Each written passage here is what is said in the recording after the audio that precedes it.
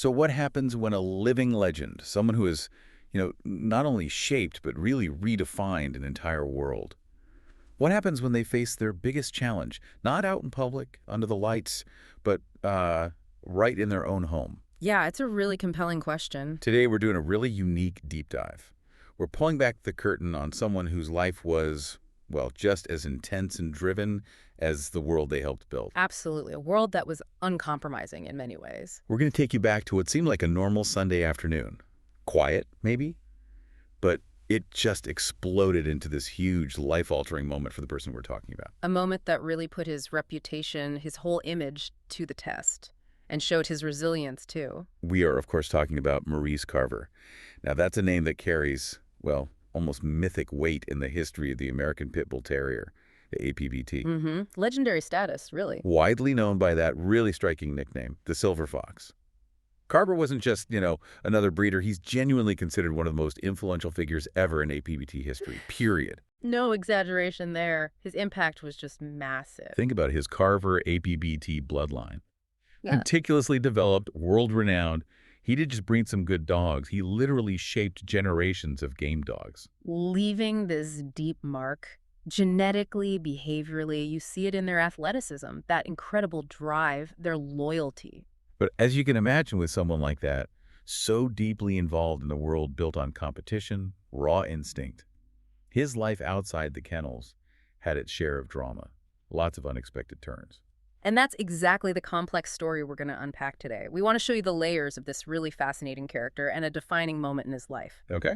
Our main source for this deep dive comes from these really compelling excerpts from Maurice Carver, the Silver Fox's defining moment.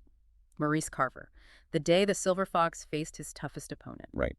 And this isn't just some basic overview. It's a profile written for APBT and game dog enthusiasts. It gives you that insider feel. Where does it come from? It's from www.apbtinfo.com. Which, by the way, is just an incredible resource if you're interested in this stuff. Really rich, dedicated. Good to know. So our mission today is to take a really deep dive into one specific afternoon in Austin, Texas. An afternoon that became the center of a legal case, a personal clash. Yeah. That tested Maurice Carver's reputation, his resilience, right down to the core. We're going to pull out the key insights. What does this incident really tell us about Carver? About the world he moved in, high stakes, super competitive. And, what does it tell us about legacy itself, how it gets complicated? Absolutely. And as we walk you through this, our goal, like always, is to help you really get the essence of it quickly. Pinpoint those aha moments, connect the dots, so you feel like you truly understand it, Yeah. without being buried in details. Yeah, get the core understanding. You're basically getting the inside track on one of the most significant, maybe controversial figures in game dog history, and a moment that, well, really defined him for a lot of people. Okay, let's really unpack this properly. Before we get to that Sunday, the day that really tested Maurice Carver, we need to understand the man himself, lay the groundwork. Right. Context is everything here. So who was Maurice Carver, really, beyond the legend? Why is he seen as such a giant in the APBT world?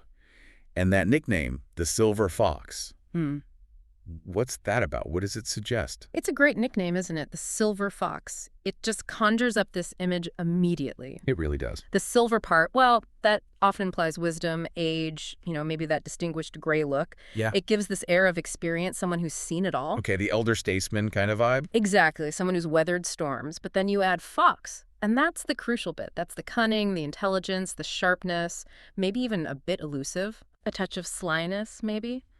It suggests a mind that's incredibly sharp, thinks strategically, can outmaneuver people, handle complex situations smoothly, efficiently. Which sounds essential in the world he was in. Absolutely essential. In the game dog world, observation, understanding genetics, behavior, strategy, it was all paramount. So that nickname alone tells you so much about how people saw him. Not just a breeder, but a master strategist. Someone always thinking ahead. Always one step ahead, yeah. That was the perception. Okay, so that's the persona. What about his actual impact on the breed? You mentioned the Carver bloodline. Right, and like you said earlier, monumental is the word. The Carver APBT bloodline wasn't just one line among others. By the 60s, the 70s, it was already world famous. World famous, wow. And that means more than just having a few champions. It means he developed this consistent, predictable genetic strain. You knew what you were getting. And what were you getting? What were the defining traits? The source nails it. Yeah. Athleticism, drive, and loyalty. Athleticism meant physical power, agility, incredible stamina, real powerhouses. Okay. Drive is that internal motor, that unbreakable tenacity, the relentless desire to perform, to succeed. Gameness, essentially. Gameness is definitely part of that drive, yes. Yeah. And then loyalty, which speaks to their temperament, their connection with their handlers, that devotion. So power, tenacity, devotion, quite the package. Exactly. Yeah. That combination made his lines legendary. So when the source says he shaped generations of game dogs, that's not just fancy talk. It implies something deeper than just good breeding choices. Oh, it's far from hyperbole. It means his influence was foundational. His choices, his selection of stock, his deep grasp of genetics, it rippled out for decades. Not just one litter, but generations. Exactly. Shaping generations means his work affected the genetic makeup, the performance traits of countless dogs down the line. People actively sought out Carver dogs. Why? Because they knew what they were getting. With a high degree of certainty, yes. They knew they were getting a dog embodying those core traits, athleticism, drive, loyalty. That became his signature. It wasn't about lucking into a champion. It was about creating a blueprint for excellence. A benchmark for the whole community. Pretty much the gold standard for many. And that came down to his unmatched eye for canine genetics. The source highlights this. It wasn't just book learning. It was intuition. Like an innate talent. Almost. Yeah. The ability to look at a dog and just know its potential, its strengths, weaknesses, how it fits into the bigger picture of the breed, that's incredibly rare. And it seems it wasn't just the genetics. The source also mentions his sharp wit and his ability to navigate the high-stakes world of game dogs. Right. He wasn't just a brilliant breeder in a lab coat, so to speak. He was a personality. Yeah. A force. Hmm.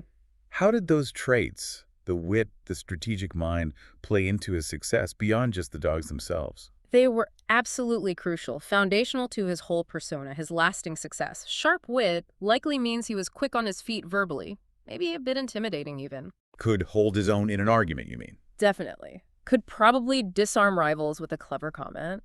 In a world where reputation is built on presence, perceived strength, not just results, that's a huge asset. Adds to the silver fox mystique. Exactly. Reinforces that idea, him being verbally sharp, too. And the unmatched eye led to consistent winners. Success breeds success, especially in a competitive field. Results talk. They absolutely do.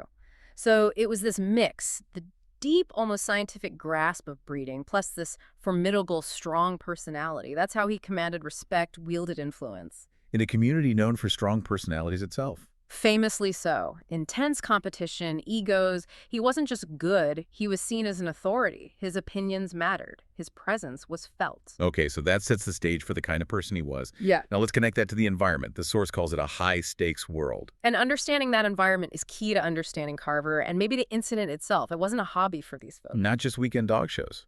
Not at all. It was a lifestyle. Often huge financial investments. Breeding programs, champion dogs. Serious money could be involved. And reputation. Immense personal pride and reputation, built over years, tied directly to your dog's success. And the source mentions intense rivalries and personalities, not afraid of confrontation. So high stakes means money, reputation, pride, and potentially conflict. All of it. Stakes that could lead to bitter feuds, long-standing grudges, and, as we're about to see, sometimes physical confrontation. So living in that kind of world, where intense rivalries are normal, where people aren't afraid to clash. How does that shape someone like Carver? Does it almost prime them for conflict? It absolutely shapes you, profoundly. Imagine your standing, your finances constantly challenged, where arguments over bloodlines or results can turn personal fast. You'd have to develop a thick skin. And more than that, extreme self-reliance, the need to act decisively, a certain toughness, mental and physical. You learn to anticipate trouble, read people, be ready to defend your position. Or defend yourself. Or yourself, exactly. It's tied to survival in that world. Any weakness could be exploited. Strong boundaries weren't just nice, they were essential. So the relationships, respect, but always that undercurrent of competition. Always, especially when you're dealing with world-famous breeds, top-tier dogs, big money, the intensity just gets magnified. Passions run incredibly high. Not a calm environment. Far from it, a constant negotiation of power, influence, reputation. Okay, so against that backdrop, Right. here's where the story takes that really dramatic turn. Let's go there. to that Sunday afternoon. Right. August 17th, 1975. Around 3 p.m., Austin, Texas. Picture it. Warm, late summer afternoon. Seems quiet, maybe mundane. Deceptively mundane, because that quiet was about to be completely shattered. Who arrives? James C. Brock. He was 32 years old at the time, and crucially, the source says, the two men knew each other. Knew each other. Okay, that is key. So this wasn't random. Definitely not a stranger breaking in. This was personal. It came from some kind of pre-existing relationship. What kind? Friends? Business? Rivals? The source doesn't specify, which actually adds to the intrigue. But it means there was history, a dynamic, maybe unresolved issues. Could have been about a dog, money, honor. Who knows? But whatever it was, it clearly fueled what happened next. It certainly suggests a potential motive, a reason for the encounter to escalate so quickly. And escalate it did. The source says their conversation escalated into a heated argument. Now, given Carver's world, maybe a heated argument isn't shocking. Right. Par for the course, perhaps. But this went way beyond just words. What could have pushed it over the edge? Was it this specific topic? The history between them? That intensity we talked about? It's the million-dollar question, isn't it? But what's really chilling is how fast it spiraled, according to the accounts. What was the turning point? According to Carver's statement, this was the critical moment. Brock produced a firearm during the exchange. Wow. Okay. Brock pulled a gun. That's Carver's account. And if true, that instantly transforms the situation. It's no longer just shouting. It's an immediate, life-threatening danger. Everything changes in that second. Completely. It shifts the dynamic entirely. And Carver's whole defense would really hang on whether that happened. And Carver's response? Immediate. Decisive. Terrifyingly swift, according to his account. He reached into a drawer under the kitchen sink. Such a domestic detail, right? Yeah, under the sink. And retrieved a .357 Magnum revolver. A .357. That's serious firepower, not a small caliber weapon. No, known for its stopping power. Having it there, accessible, maybe suggests a level of preparedness, given his world. Or just recognition of potential threats, and he didn't just show it. He fired several shots, not one warning shot, but several. That suggests, from his perspective, an overwhelming, urgent threat. A sustained response. And the consequences for Brock? They were devastating. The source is specific. Brock was struck in the chest, abdomen, right arm, and back. Multiple hits. Chest, abdomen, arm, back. Yeah. The number and location of the wounds underscore how violent and maybe rapid fire this confrontation was. It suggests, well, either a desperate defense or a complete loss of control in that moment. This brings home the absolute gravity of it. Not a scuffle. A lethal encounter. Undeniably. So, faced with these brutal facts, how did Carver explain it? What was his justification? His stance was very clear, very consistent from the start. Carver described the shooting as an act of self-protection, claiming he reacted to an immediate threat. Self-protection. Self-defense. Exactly. Legally, that usually means you need to show you faced an imminent threat of serious harm or death, and the force you used was reasonable given that threat. So his entire case rested on Brock pulling that gun first. Pretty much. His narrative paints him not as the aggressor, but as someone forced very decisively to defend his own life against immediate danger. And did anyone else see it that way? Were there witnesses? There was a key witness, Helen Madge Blake, and she provided some really critical testimony. What did she say? She stated that just before the first shot, Brock said, "All right, this is it." All right, this is it. Wow. Those words. Yeah. They carry a lot of weight, don't they? Immense weight. Especially in that context, it adds so much tension. How do you interpret that? A declaration, a warning, a signal he was about to act. If he had just pulled a gun, as Carver claimed? Then those words sound like a final ominous threat. Like, okay, we're doing this now. It could strongly support Carver's claim of an immediate threat. Making it seem like Brock was the one who pushed it to the final limit. That's certainly how it could be framed. Blake's testimony potentially turned a chaotic moment into a clearer sequence. Threat, final words, defensive action. It bolstered the self-defense argument significantly. What's also fascinating is what Carver did after the shooting. He didn't panic and run. No, quite the opposite. The source highlights this. Rather than flee, Maurice Carver turned himself in to sheriff's deputies later that day. Turned himself in? And was released on bail shortly after. That's a really crucial detail about his character, how he handled it. Yeah, that's not the action of someone trying to hide. Not at all. It suggests a strong belief that he was justified, or at least a willingness to face the system head-on.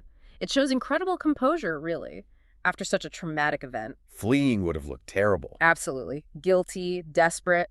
but surrendering and then being released on bail fairly quickly.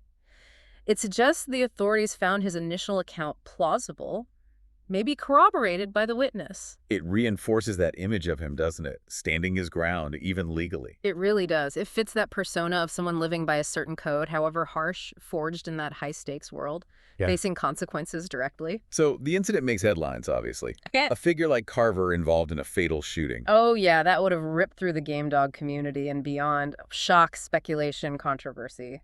Guaranteed. But you said earlier what's fascinating is what didn't happen next. The source says the outcome did not end Carver's work in the APBT world. Which is pretty remarkable, isn't it? For many people, something like this would be career-ending. Reputation destroyed, ability to work gone. Totally. Especially in a world built on reputation. Yet Carver, he continued breeding and producing some of the most respected American Pit Bull Terrier stock of his era.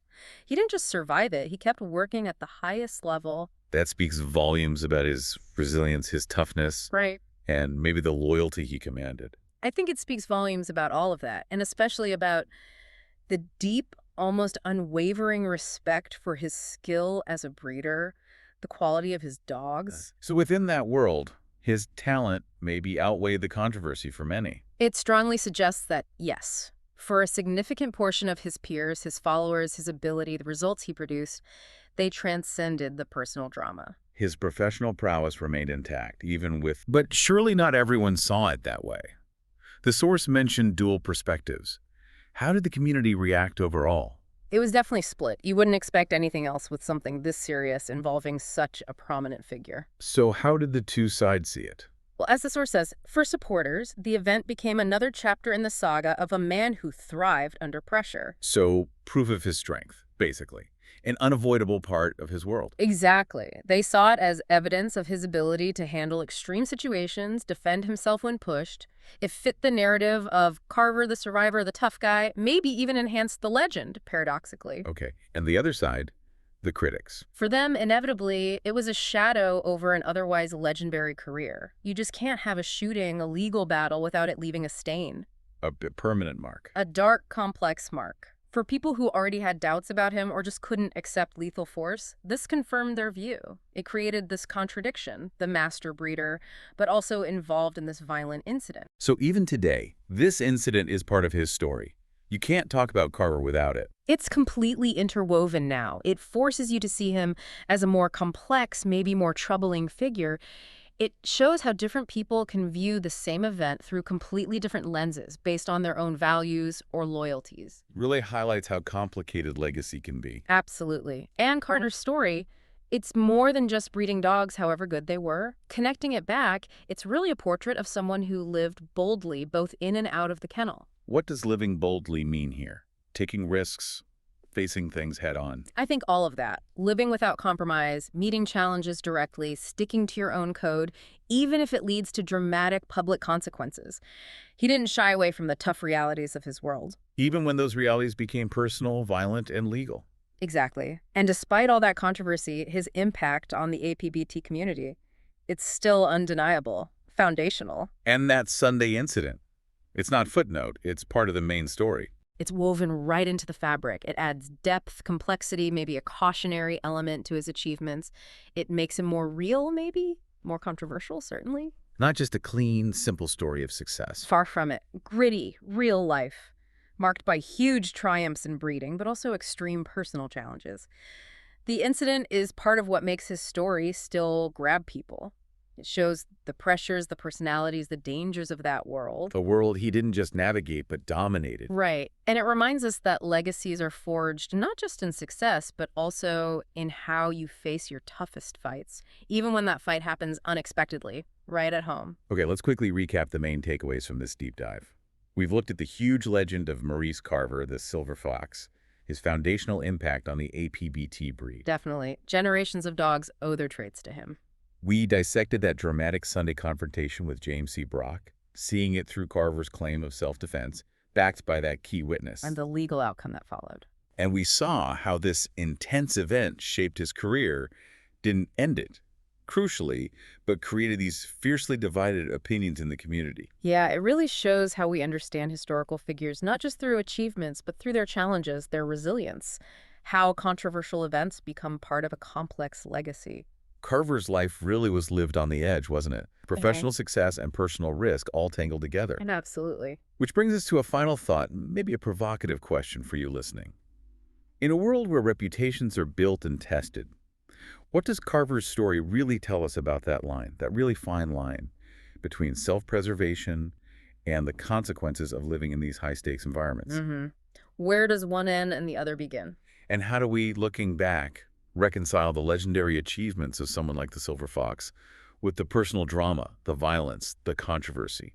How do we balance those two sides of a life lived so boldly? It's definitely something to think about. There aren't easy answers. If this deep dive got you curious and you want to explore more about APBT history, game dogs, that source we mentioned, www.apbtinfo.com, is a fantastic place to start. It really is, packed with historical profiles, great context on figures like Carver and the whole game dog world. They really dive deep into the history. And you mentioned video too. Oh yeah, absolutely. For those of you who prefer video, check out their YouTube channel. Just search for APBT INFO. They have literally hundreds of hours of history there.